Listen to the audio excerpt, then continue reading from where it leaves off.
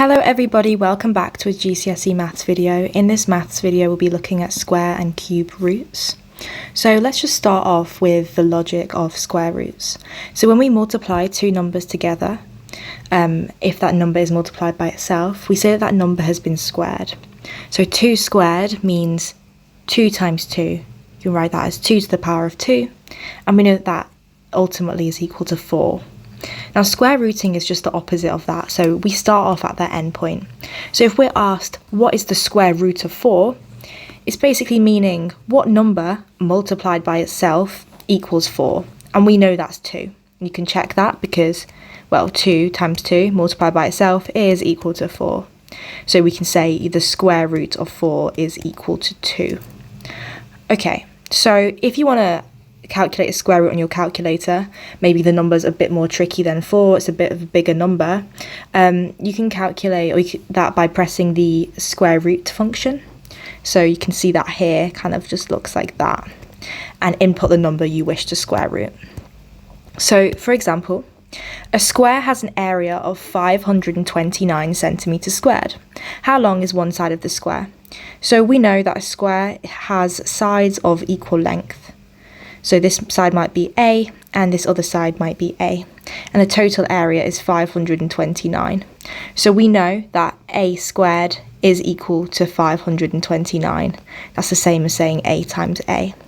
So if we were trying to work out the length of one side, or A, we're going to have to use this square root operation. So we're saying what is the square root of 529?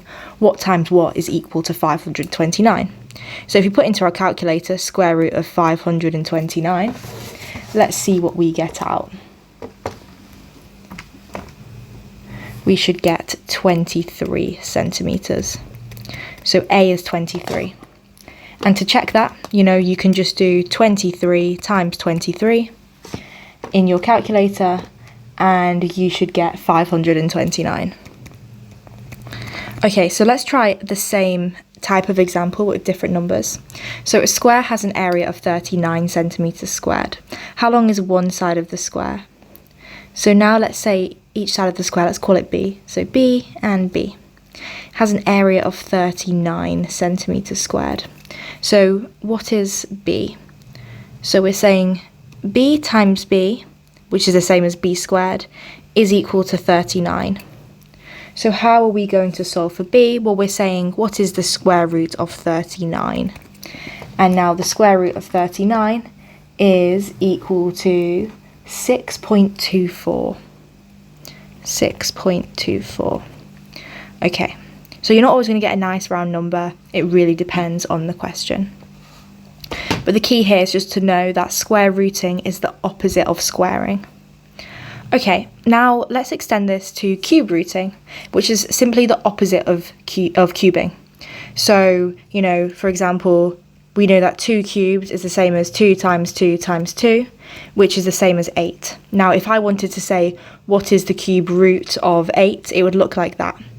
So it looks like a square root, but with a 3 to the left, upper left. And that just basically means what times what times what is equal to 8. And we know that to be 2.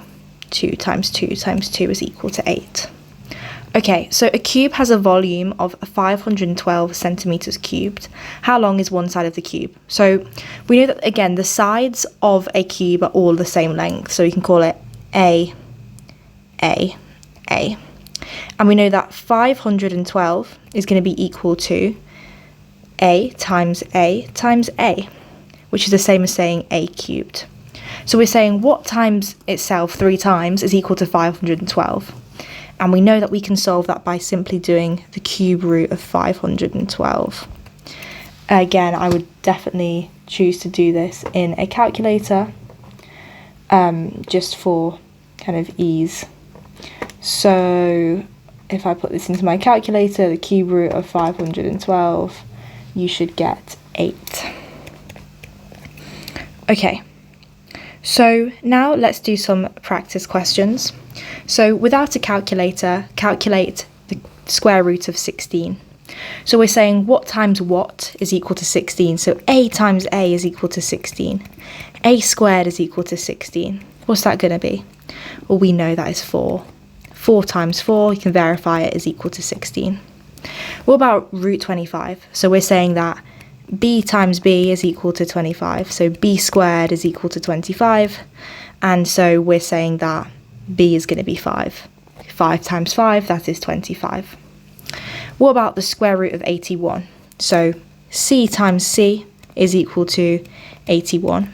C squared is equal to 81. So we're saying, what's the square root of 81? That's going to be 9 times 9. So the square root of 81 is equal to 9. Okay, so next we are going to be using our calculator. These numbers aren't so easily square rooted. So the square root of 10, put that into your calculator, you should get to 2 decimal places 3.16. Then the square root of 29, put that into your calculator, you should get 5.39. And then the square root of 107, put that into your calculator and you should get 10.34. Okay, so now let's think about cube roots. So find the following. So we're being asked the cube root of 125. So we're basically being asked what times what times what is equal to 125. You can do this in your calculator. You can also think that is going to be 5. 5 times 5 is 25. 25 times 5 is 125. Okay, now what about the cube root of 64? So what times what is equal to 64? B times b times b is equal to 64. Well, that is going to be 4. Again, you can verify that. 4 times 4 is 16. 16 times 4 is 64. Okay, now the cube root of 1,000. So c times c times c is equal to 1,000. So what times itself 3 times is equal to 1,000? Well, we know that to be 10. So we know that the cube root of 1,000 is 10. Okay, so we will just finish with some wordy questions like how we started. So a square photo has an area of 150 centimetres squared. How long is each side of the photo? So we've got a square photo. Of course, it's a square, so each side is going to be the same length. Call that A. A times A is equal to 150. So A squared is equal to 150. So how do we work out A? Well, that's going to be the square root of 150. Put that into your calculator, the square root of 150, and you should get 12.25 centimetres. Okay, and then finally, a cube-shaped box has a volume of 200 centimetres cubed. How long is each side of the box? So we can label it, maybe label it X, X, and X. Okay, so we know that X times X times X is equal to 200. That's the formula for a cube. Okay, so that is the same as saying x to the power of 3 is equal to 200. I wrote 2000 there, it's 200. So we're basically saying what is the cube root of 200 to work out x. And we can put that nicely into our calculator, the cube root of 200, and you should get 5.85 centimetres. Okay, so this was just a gentle introduction to square and cube rooting. I hope it was useful.